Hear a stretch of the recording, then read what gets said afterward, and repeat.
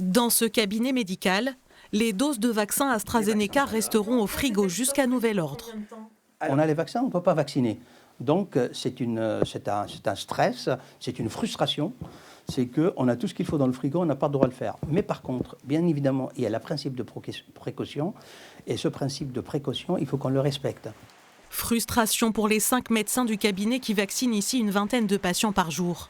Pour eux, la suspension du vaccin AstraZeneca a chamboulé toute leur organisation.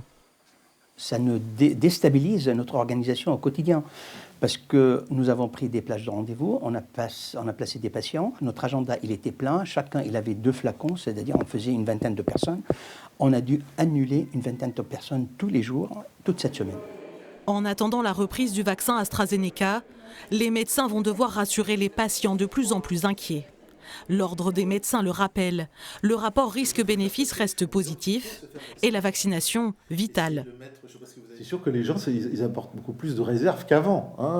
Il faut savoir qu'en plus, en France, on a un gros taux de gens qui sont réservés pour la vaccination.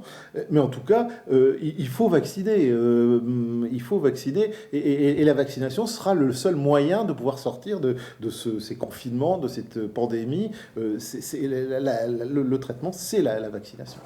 L'Agence européenne du médicament s'est dit convaincue des bénéfices du vaccin AstraZeneca. 147 000 personnes ont déjà reçu une première dose de ce vaccin dans les Hauts-de-France.